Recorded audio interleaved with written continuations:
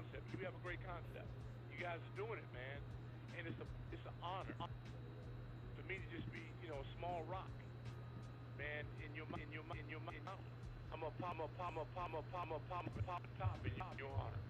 Mr. Doc Walker blessed us with his presence and knowledge. We want to welcome in our next special guest, Haley Skarupa. She's a three-time world champion in women's ice hockey and most recently won Olympic gold with Team USA. The Cap Stadium Series is definitely my favorite, obviously. I'm a huge Caps fan, I always have been, and to be there at that game with my teammates, for us to bring, our gold medals to there and share it with everyone in this area was really, really special for me, and just the support and it's been tremendous from everyone in this area and feel that there at that game. Welcome to Sports on the Hill podcast. Hashtag DC Sports Without the Politics with Carol and Robbie on True Radio Network.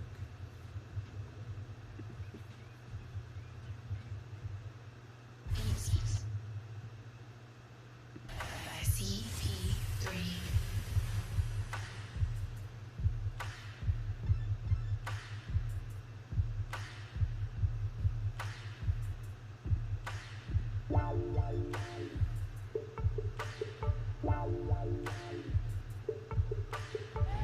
Many can copy us, but none can duplicate us. By CP3.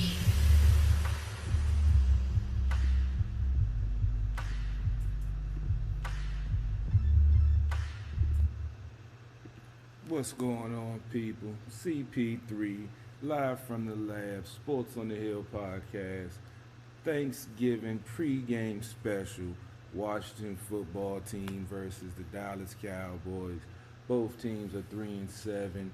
It's pregame going on. It's a crazy season because at 3-7, both of these teams are either playing for first place in the division or a top 5 pick in the upcoming draft. Each team in the division has 3 wins in week 12. I still can't wrap my mind around that, but that's where we are right now. What can we do about it? But it's Thanksgiving. First of all, I want to say happy Thanksgiving to everybody. Appreciate y'all tuning in. Pre-game, you can be watching anywhere else. You could be watching the game that just went off and watching the post-game or whatever, but you're choosing to tune in here, so I appreciate that. CP3 live from the lab as always, streaming on YouTube, Periscope, Facebook. You can check us out. Carol Porter III's a page. You can go to sportsothp.com. Streaming there also. Got the first game. Had the Houston Texans punishing the Detroit Lions. Last time I checked, the score was like 41-24 or something like that. So we're getting ready for the Washington football team to take on the Dallas Cowboys. Both of these teams coming off a victory in Week 11. The Cowboys beat Minnesota. Washington beat, who did we beat? I forgot that quick. Because that's what you're supposed to forget, the loss, and move to the next one. But I actually forgot because I've been prepping for this game. Doing all of my notes as I always do. Now let's go ahead and get into it because we got about 26 minutes, maybe 30 minutes till kickoff. Y'all be doing like 5 minutes later. My man Robbie, I know, sharing the feed, so I'm about to pull up the feed. I haven't got the inactive list. So Robbie, if you are still tuning in, shoot that in a text or shoot it to me real quick because I haven't seen it come out yet. But when it does break, I will say what the inactives are. I do know Terry McLaurin is set to go today. He had some injury issues, or I didn't say specific what it was, or I don't remember what it was, but he will be playing. And hopefully we can continue to see the secondary wide receivers start to, make some plays. You see Alex Smith, throwing these guys open, giving them opportunity to make plays in open space. We spoke about that on last Monday's show. And that's why I said you got to give Alex credit on what he's doing. He might be a so-called game manager or a dink and dunk guy, but he's giving these guys a chance to make plays in space, which is the quarterback's job. He might not go downfield enough for folks to have the big numbers that everybody wants to see, but a win is a win. When he put up 350, they lost. He threw the ball 55 times. Last week he threw the ball 25 times for 161 yards, and the team won in a dominating fashion. So that should be the lesson learned. Jay Carlos, what's going on, man? He said, notice Everett. Oh, I do have the inactives. Man, it's been a rough day. I did get the inactives. I'm sorry. Robert Foster, as he did mention, he is the only basically important person that's missing. Robert Foster, wide receiver, he's out. Desasia Everett, as he just mentioned, he's out. Jared Norris, he's out. Ryan Anderson, Cornelius Lucas, and Jeff Badgett. So those are the inactives. Look like everybody else good to go.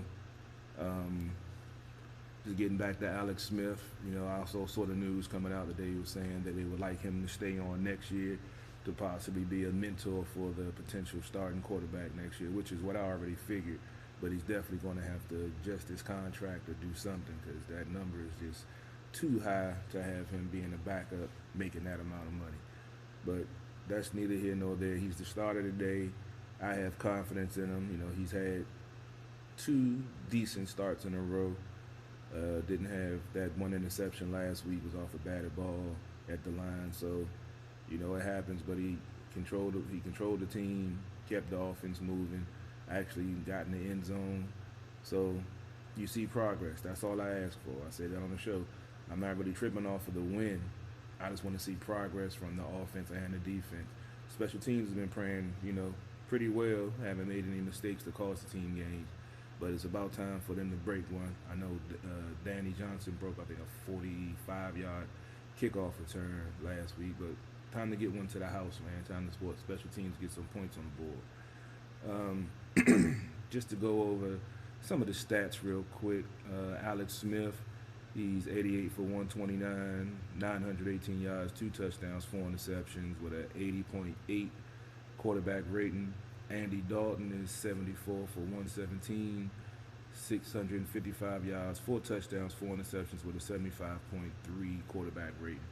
Now, this is Dalton's, I believe, second game back from when the Washington football team put him out, John Bostic, on that nasty hit. So, you know, he's going to have some revenge on his mind. They dominated the Cowboys in the first game. Hopefully, they'll have the same outcome this game. Antonio Gibson, 119 carries, 530 yards, 4.4 yard average with 8 touchdowns. He's on a 4-game touchdown streak, looking to extend that. That'll be sweet. So it's always good to see him getting into the end zone, because that means they're running the ball. And we spoke about it over and over again about how we felt Antonio Gibson would be a definite attribute to this team once they started feeding him the ball. You know, he's making the conversion from wide receiver to running back, which is already a hard thing to do in the NFL. He did it last year at Memphis, but college and NFL is 2 different things. So the fact that he's able to make that transition in his rookie year without training camp, without preseason games, virtual OTAs and all of that, well, with training camp, but not traditional training camp. So it's good to see him finally starting to get the ball and him starting to, you know, learning ways to make the, you know, defense think one thing, suck him into a hole, bounce it out, or cut inside. We're starting to see him come in with that good field vision that he had in college. Now he's starting to, you know, develop it at the pro level, which is only going to make him even better as a running back, and it's going to help the offense, because when they got to drop that man down in the box to try to slow him down from running the ball, you're going to have man coverage, and then McLaurin, Sims, or somebody else can get open and make some plays down the field. That's what it's all about. Ezekiel Elliott, 171 carries, 675 yards, 3.95 yard average with 5 touchdowns. Terry McLaurin, 62 receptions, 871 yards, 3 touchdowns with a 14 yard average. And CD Lamb, 48 catches, 628 yards for 4 touchdowns, and a 13.1 catch average. So McLaurin is definitely doing big things, and the more the secondary wide receivers can start making plays and doing things, it's going to open up more for him, because now they're just doubling him, because he's the only so-called legitimate weapon. But once these young guys start making plays on a consistent basis, then other teams are going to have to account for them and won't be able to double him. We'll have to play a more straight up defense instead of, zone on one side and double him, or have one wide receiver follow their best cornerback, follow him across the field. And they can do different things to disguise it because they're not going to. That's one of the flaws of having one top wide receiver that the quarterback tends to lock in on him. We've seen even Alex do it along with Kyle Allen and Dwayne Haskins. Sometimes other guys will be open, but they'd rather go to McLaurin because they know he's a sure-handed guy that's going to catch the ball and keep progressing the chains and keep the ball moving. So they're starting to develop confidence in the other guys, and that's going to open up the offense for everybody, basically is what I'm saying. Let's see. Let's go over the team stats for the offense. Washington has been at the bottom of the league for the whole season, but at least they're not 30th or 29th in some categories. They've actually been playing better, so the numbers do look a little bit better. Offensively, they're averaging 345 yards a game, which is 27th. Remember, at one point they was barely averaging 300. Dallas averages 415, which is 4th in the league. Passing the ball, they're averaging 224 yards a game, which is 24th. Dallas is averaging 276, which is 21st. Which is 7th. My bad, couldn't read my own handwriting. Washington 99 yards a game rushing, which is 24th. Dallas 117, which is 13th. Points a game, Washington is at 20 points. Dallas is at 23. Washington ranks 29th. Dallas ranks 20th. And third down conversions on offense, Washington is at 26th, which is 38%. Then the Cowboys are at 41%, which is 18th. Defensively, this is what is going to be the X factor in this game, I feel. If this team can stop the run like they did last week, then I think we're going to see a copy of the earlier game between these two where they're going to be one-dimensional, and the Washington defense that's ranked number 1 is going to do their thing because the front four is going to be getting enough push and causing enough pressure on the quarterback that they don't have time to get the ball off, and we might see another 5 or 6 sack game by this defense, which I have no problem with. Y'all know how much I love defense. Total yards given up, Washington is at 338, which is 7th. Dallas is at 396, which is 23rd. Passing, which I said Washington's first, which is 195 yards a game. Dallas gives up 232, which is 14th. Rushing the ball, as I just mentioned, Washington is giving up 120 yards a game, which is 18th. Remember, they only gave up 70 yards total last week, and they still averaging 120 games. So that tells you how much we got gashed in some of those games where the defensive guys weren't being disciplined and staying gap true. Dallas gives up 153 yards on the ground, which is 31st in the league. So that's more reason for Scott Turner hopefully feed Antonio Gibson for their lack of run defense, which will help in the time of possession, which will help in moving the chains, and hopefully help in scoring touchdowns instead of field goals. Points given up, Washington gives up 22 a game, which is 19? I can't even read my hand right there. 9th. I think that's 9th. Dallas gives up 31 points a game, which is last in the league. And third down conversions, Washington has definitely made a step in the right direction this season. They're in the top 10. They're actually number 9 in the league, giving up 38%. Dallas gives up 45%, which is 29th. So there's opportunities for this offense to continue what we saw last week with them moving the chains, mixing it up, running the ball, getting McClissick involved, keeping Gibson involved. Even you've seen the Sims guys getting the ball. So that's one thing. Alex has been distributing the ball very well to each and every receiver on the team, even Logan Thomas. We haven't had production from the tight end position in a while. Let me get some power before I lose my feed. We didn't have that before my battery get low and then my software started shutting down on me. We got about 15 minutes till kickoff. Just got the alert. So pretty much covered this with the stats. This game, if you tuned in last Monday, you heard us break it down and preview it. As I said, I just want to see progress. I'm not really tripping off of the win because at this point, with how bad all these teams are in the NFC East, whoever goes to the playoffs is going to get beat in the first round, and all you're going to do is lose draft position. So I say if they play well and don't win a division, hey, cool. But as long as we saw progress, even if it doesn't show up in the win-loss column per se, but hopefully next year we'll have real preseason and they can have training camp for real and actually do what they're used to doing when they can properly train and get ready for the season. Because not having those weeks of training camp and preseason games really slowed down the progress of every team in the NFL. You saw in the beginning of the season now, everybody's in their groove and get it together now, but it took them a while to get back to it because they weren't used to the same regimen and the same way they're used to preparing to get back into the season like they have previously. So that's all we can hope and pray for. I guess I'll go ahead and get into my keys of victory because it's about that time, getting close to kickoff. I know some folks probably already eating dinner or already have eaten to get ready for this game. I see got a couple of comments. What's up, dudes? Your name? Appreciate you checking me out, man. Definitely going to talk about this game on Monday. What's up, Sif? They say hopefully we come out and get the job done with a W. Likely going to be a complete 60 minutes on the field. But if this team shows up and plays hard, we got this. That's actually one of my keys of victory, about 60 minutes. Mark Moore says he think we got Pittsburgh next. Just go out and play football and relax. Yeah, I mean, they know what it is. They had a good game on Sunday. So we saw this when they beat the Cowboys the last time before they went on a bye week. Excuse me. I'm going to take a drink.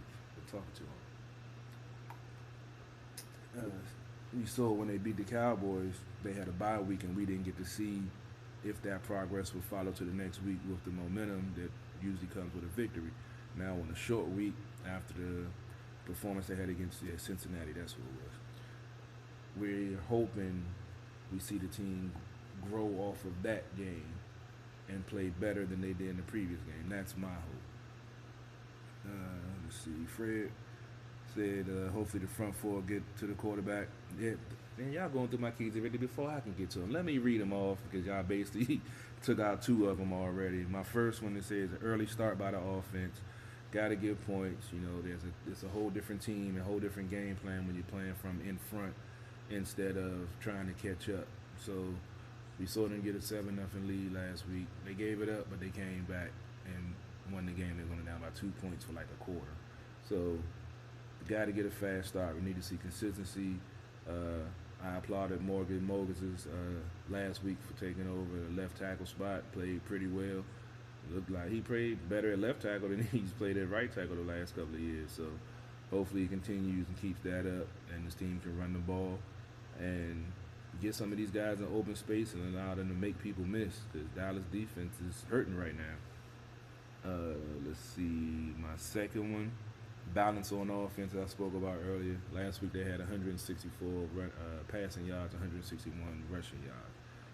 You can't ask for more balance than that. They won 20-9, pretty much dominated. So hopefully we will see the same thing. As I mentioned, Dallas defense isn't as crisp as it was earlier in the season. They're making mistakes. They're getting penalties, and they've been out of position. So there's opportunity for this offense to get well on this Cowboys defense if they execute and stay balanced.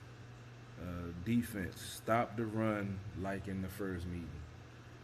Got to keep Zeke in check. If he starts getting, 7-8 yard gains on first downs and he starts getting momentum and start doing that dumb, like he eating and shit, he's going to get the momentum. They're going to start running behind that offensive line, and then it's going to make it harder on this team to win the game. So you got to stay gap true, do your job, follow your assignment, trust what the coach is calling.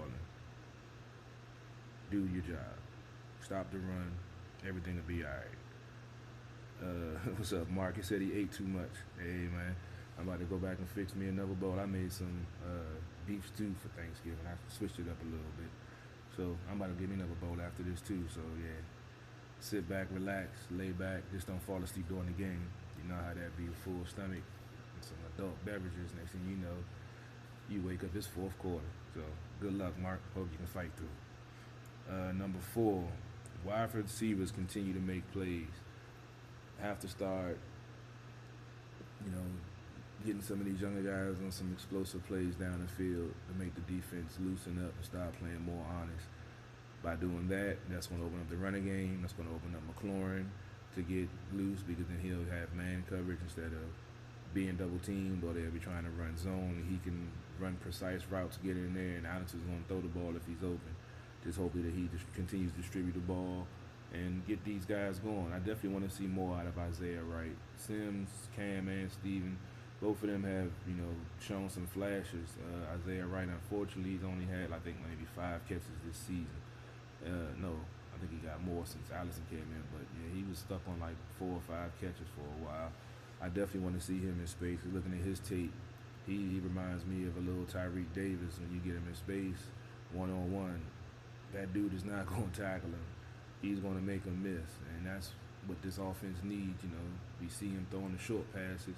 We just got to let these guys got to learn how to turn these short gains into, bigger gains. It's got to get used to it, getting the flow of it, and, with the switching the quarterback, 3 different quarterbacks in the season, it makes it hard for them. So I'm not saying they're not trying to, but you got to get familiar with the quarterback, build a rapport, build a chemistry, and then you know what's what. So all we can do is continue to see the progression, and hopefully it finally starts clicking.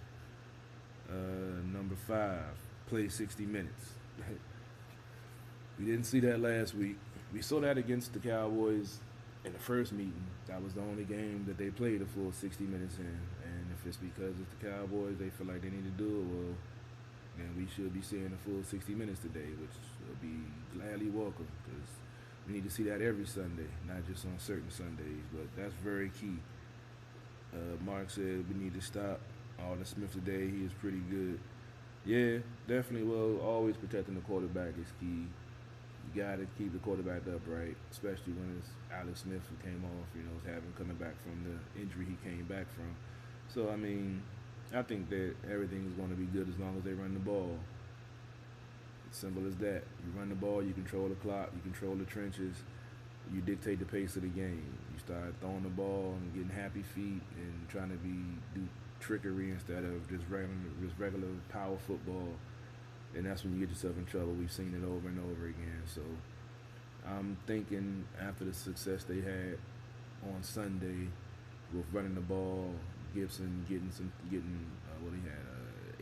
only had 18 touches for 94 yards, which is he had a 5.9 yard average.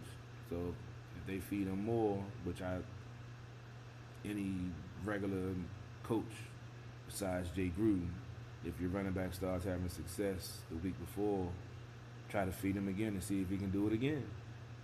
Jay never liked running the ball, so that rarely happened here. But we're going to see what happens. But I'm about to get ready to get off of this thing, because I know it's getting close to kickoff.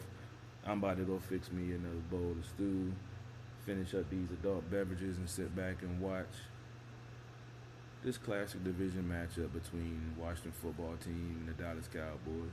Make sure you tune in probably about 20 or 30 minutes after the finish of the game. I'll be doing my post game. Got to get my graphics, get my stats and everything wrote down. I don't have no stats department that have all that stuff ready, so I can go on right live. So at least not yet. But stay tuned. Definitely going to do the post game. Not sure if Robbie going to join. Normally when it's a win, Robbie always finds a way to join, and I hope he does, because then that'll give me time to share, just like he did already. I share the different groups that he do, but always love getting the views. So appreciate y'all sharing our posts, liking our posts, checking us out, and tell your folks, man. Share our posts on Facebook, Twitter, Periscope, Instagram, wherever you see it, man. Just let folks know it's real sports out here being in the city. We don't have all of that, BS, politics, anonymous sources, all of that stuff on here. We talk real sports, insight, give you the real knowledge, give you the real X's and O's or whatever sport we're talking about. And that's what we do, man. DC Sports Without the Politics. It's not just a catchphrase. It's not just a motto. It's what we do. I'm about to end the show with my man Renegades Video Money Convo. Y'all see me, I'm playing all the time, but hey, that's one of our artists on our network. We're going to support. We appreciate all the support y'all give. And I made my acting debut in it too, so I'm going to play it anyway. But make sure y'all tune back in.